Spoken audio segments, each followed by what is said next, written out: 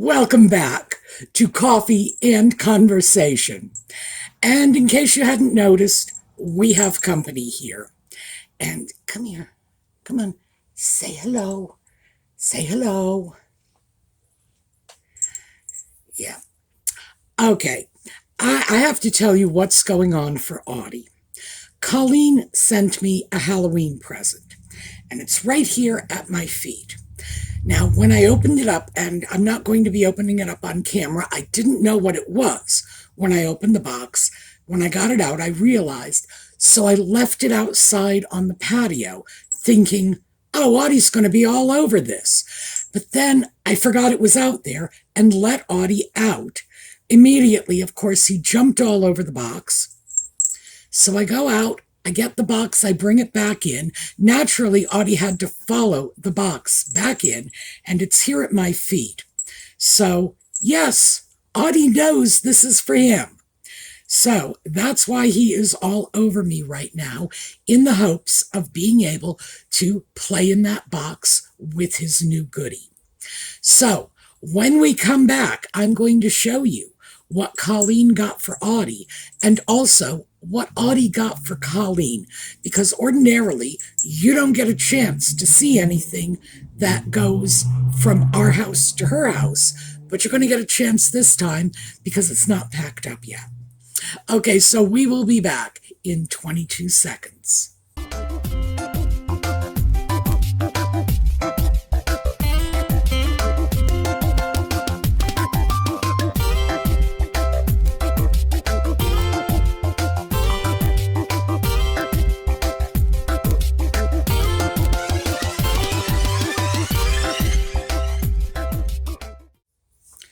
Okay, so here it is. This is Audie's new, I don't know, cat toy wall hanging, something along those lines, but it's very definitely Audie. And Audie, as we all know, is the lord of the known universe. So naturally, he's giving the stink eye to the man in the moon. And let's see, here's the hanging part. So this is how it goes.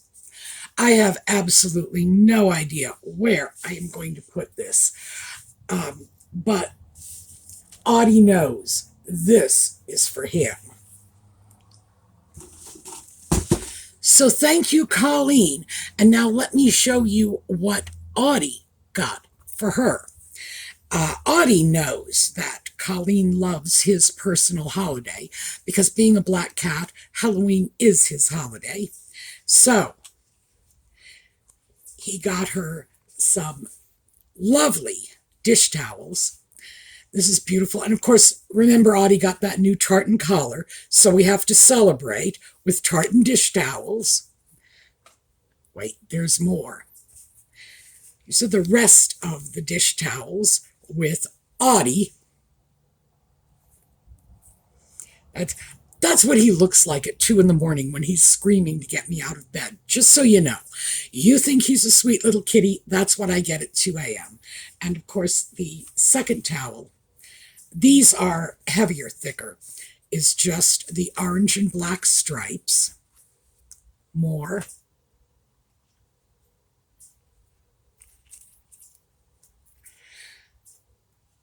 There are 2 pair of Audie socks to make sure that her feet are warm, and possibly to make sure that my birthday girl Kelly's feet are warm too. I'm not really sure, but I am thinking that's what he had in mind. And of course, the Happy Halloween Audie cards. So that is all going out to Colleen along with some fluffy cat ears, but I did show you the fluffy cat ears already because Colleen loves Halloween and I love Halloween, but we don't have Halloween here. In my area, there is no Halloween. I don't even really know what the kids do as an alternative, but I know they don't go out trick-or-treating. I keep hoping, but I never get anywhere. And usually what I will do is just go out, get the Halloween candy, and then start knocking on the neighbors' doors the next day when nobody has come by to collect. But it was always one of my favorite holidays because I love the kids going around in their little Halloween costumes. And oh gosh, when I was in Providence, our adorable little neighbor up the street, I, oh gosh, I'm not going to mention her name because who knows how she would take this if it ever came to her attention. She was a different little girl. She was not your average little girl. One time she went out for Halloween holding an empty picture frame as the Mona Lisa. I always felt that what she really needed to do was get one of those wash-in dyes, dye her long blonde hair black, put it in pigtails, and go as Wednesday Addams, because that would have been like the perfect costume for her. She just had the personality to go along with it. She would come over to my house every now and then and say, I have a new science experiment. It's in the kitchen. I wonder if my dad's going to taste it when he comes home from work. If he does, I'll tell you how he liked it. That was the kid. She was fan-freaking-tastic. I'm sure that she sent both her parents to therapy, but the fact is, if I had a little girl, that's what I would want. That kid was just amazing. Comes over one day to introduce me to her new pet snake. She was just, oh my, she was wonderful. But I do love Halloween because that's when the kids get a chance to express themselves. They get to take off their children costumes and go out into the world as the little monsters we all know they are. And just knocking on your door saying, give me candy or I'll toilet paper your house. I love it. But no Halloween here, so I have to live vicariously. And on this channel, Living Vicariously is with Colleen. And you may have noticed that yesterday, and in fact on Thursday, if you follow the Just Chattin' videos, I've done slideshows of Colleen's house for Halloween. So I'm looking forward to getting more pictures this year so we can do another slideshow, and it's just exciting. But as I say, this is how I live vicariously. Okay, so what's the actual topic of this video other than all of this nonsense that's been going on? Well, oh gosh, no, let me get back. Yellow for Catherine, for Lex's mom, for everybody dealing with cancer. It's warm this afternoon, uncharacteristically, because it's been rather cold the last few days. So no scarf. This is the yellow you get. So we're all thinking of you, and we are wishing you the very, very best. There. Now, we'll get on to the video. Because it is getting cooler out, I have been thinking of what kind of cold weather projects I'd like to get into this winter. And, usually the projects kind of come, but this time I really thought I wanted to sort of advance plan something. I'm not good at that. And I do have a couple in mind. Yes, okay. Where do you want to be? All right. Yeah. Oh, I watched a YouTube video, by the way, that says the fact that he tries to beat me to death with his tail means he likes me. Yes, that's what YouTube said. Well, okay. Do you want to stay there or do you want to come in my lap? Which do we want? Okay. All right. Yes. So apparently beating me with his tail means he likes me. So I'm really feeling like there's an entire cat community out there that is working very hard to gaslight the humans. Oh yeah, this isn't really aggressive. We're not trying to knock things off your table. We're just expressing our love so you can't be upset with us. Is that it, Audie? Yeah, you and your little gremlin friends. All right, so, okay, well, go ahead. So I do have a couple of projects that I do want to be working on in the cooler weather. Not, 2 feet deep in snow. We don't get 2 feet of snow here, but not 4 inches deep in snow. Frankly, I don't think we've had more than 2 snowstorms in the 15 years I have lived in south central Pennsylvania that have given us more of an accumulation than maybe 4 inches. So it doesn't get really cold here. But I was looking for some, sort of fall moving into winter things, the kinds of things that I might not want to do in the heat of the summer, and it might be more pleasant to be doing them when it's a little cooler out. And because I have been clearing out my closet and my dresser, I realized there are a couple of things that need some attention in there. So let me start off with the never-ending saga of the clogs that my nostalgia self bought. Now, I'm sure you all remember that. I let her buy them. So I have these clogs. I've had them for more than a year. I've worn them twice, period. So I decided they needed to get donated. But they were in the box, and of course, eventually, my nostalgia self just scurried over to the box, pulled them out, and said, no, please let me keep them. They weren't expensive, and maybe you'll wear them. Maybe. Well, I've worn them twice it's been about 18 months. I'm sorry. It's been more than a year. It's been about 18 months. I've worn them twice. So, but I did let her talk me into it. It's like, yeah, maybe I'll wear them. But the more I thought about it, because they are taking up a spot on my shoe shelf that could be occupied by shoes I really am going to wear, I decided I really need to move them out. Although I did, in fact, promise my nostalgia self that I would wear them. And I'm going to wear them tomorrow. That's what I'm going to do. I'm going to put those on my feet.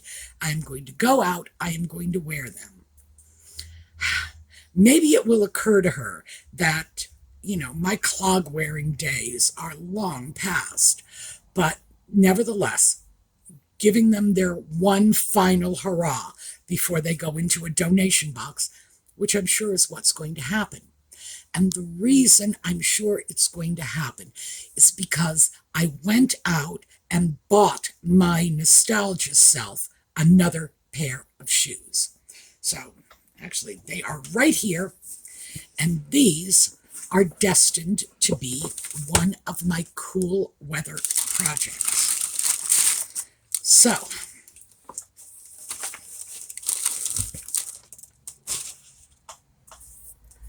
these are from a company called Earth Shoes, and they are sustainably manufactured, whatever. I do not buy into that too far, as you all know, because first of all, I do not believe that my one purchase is ever going to make that much difference, and I do not believe I am ever going to get access to the kinds of information I need to know about the manufacturing process. Do I know where the leather came from? Do I know the conditions under which it was dyed? Do I even know what country any of this took place in? No. Am I ever going to be able to find out? No. Entirely opaque to me. So I buy them from a U.S. company that says they're sustainably made, and I have to kind of take their word for it because I have no information that I can assess on my own. Regardless, I thought Nostalgia Self would like them because these have that general look of, the rounded-toed clogs and, just sort of that hippy-dippy, eco-friendly shoe that was huge back in the early 70s. And apparently that is where my nostalgia self landed. early 70s. That is the one period in fashion history I hate more than any other. Absolutely despise it. I would rather wear a chartreuse miniskirt with pink polka dots on it from 1969 than any of the hideous stuff that was out in the early 70s. But for some reason, that is my nostalgia self's time frame. I don't know what it is. I think Freud would have a field day with this. It's my subconscious is really just having at me with this. Okay, anyway, back to this. I thought these were sensible enough. Because you remember that sensible shoes? I thought they were sensible enough to satisfy my nostalgia self, and because the clogs are sort of oxblood, and these are red. By the way, they don't look really very red on camera, but I promise you, if I took them out in the bright sunlight, yeah, they're astoundingly red. So I thought, I'd bring these home to her. Here, you can have these. Let me get rid of the clogs. Well, yeah, I know. I'm talking about a conversation I had with myself. This is what has happened to me in post-pandemic America. Nobody ever visits anymore, so I'm talking to myself, or worse, I'm talking to my cat. And at least I will give myself a sensible answer, which is more than I can expect from the cat. Yeah.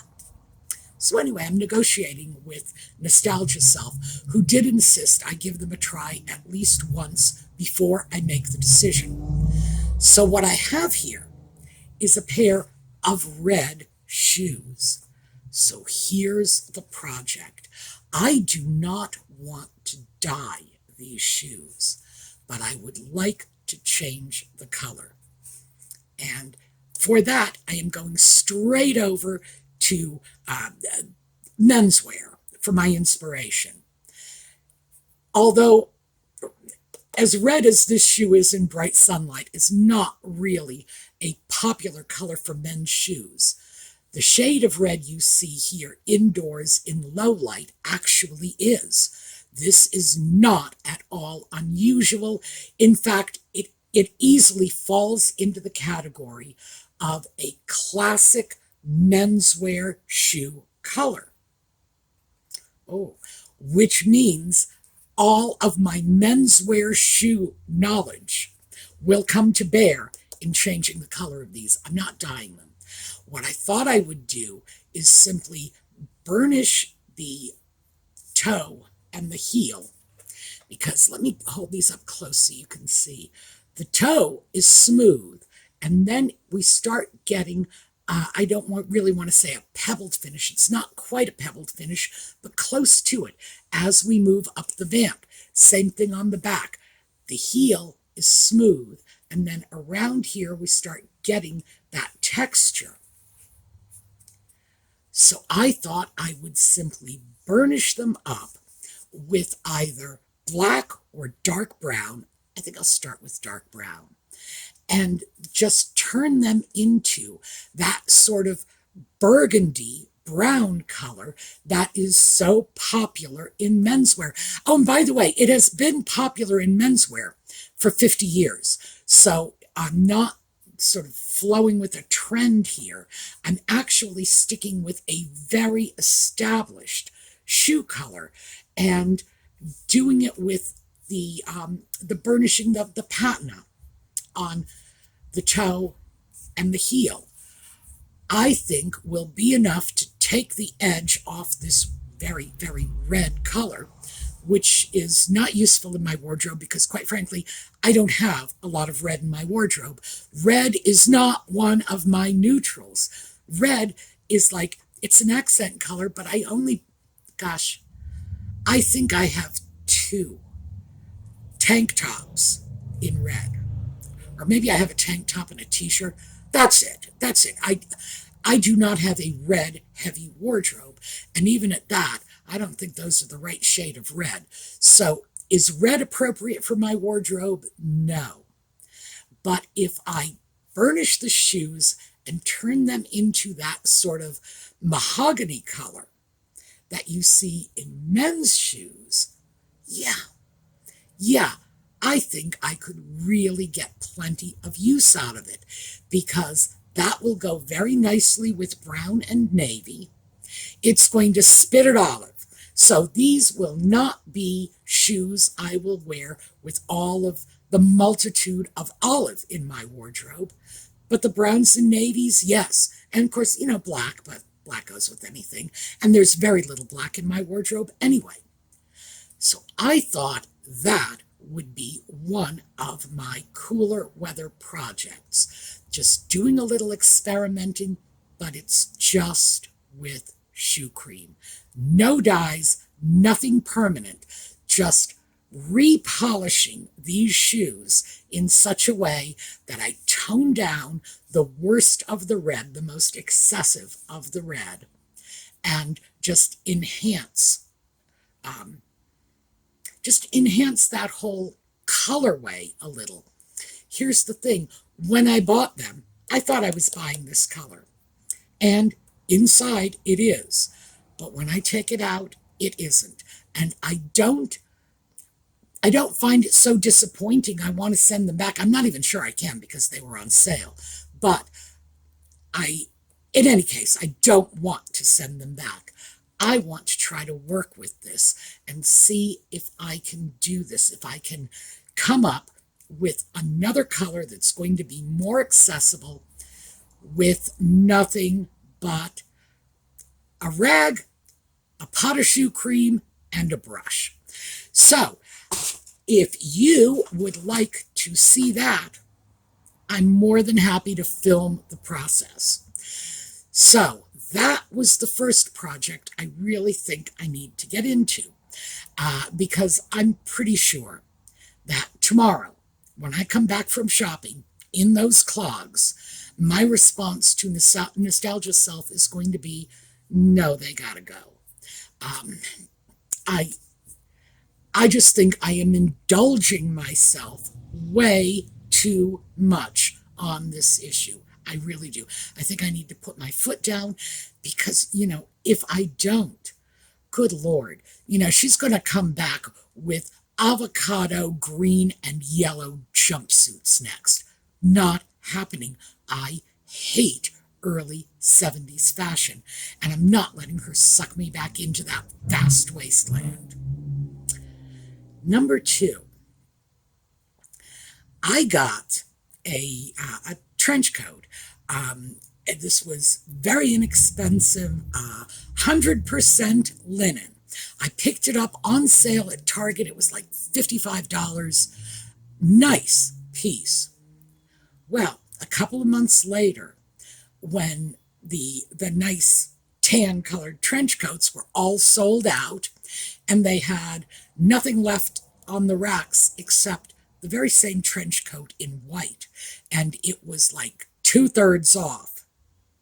$16.50, I grabbed a white one. Now, I do not want or need a white trench coat in my life. No.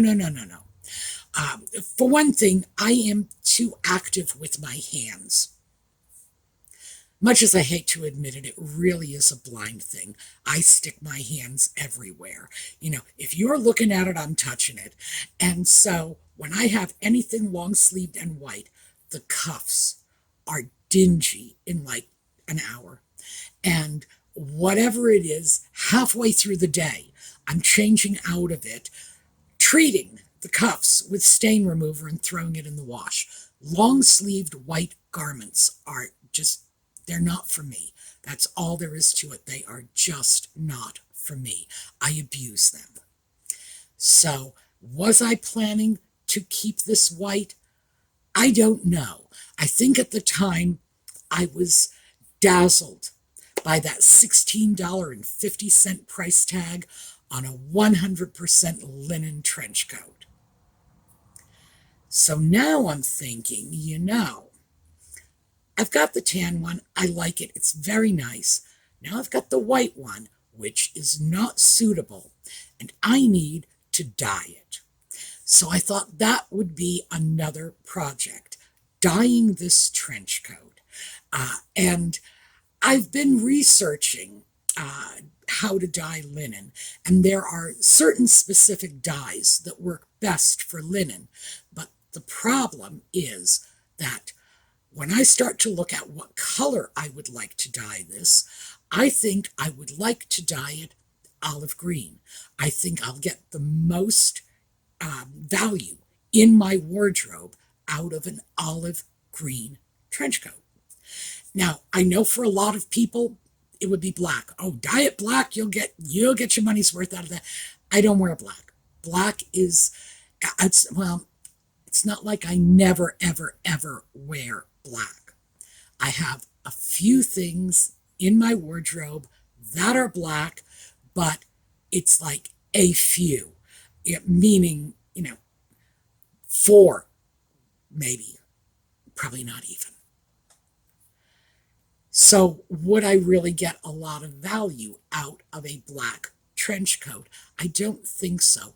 I would get more value out of a navy trench coat because, for starters, I like navy more than I like black. But I think the biggest bang for my buck would be olive.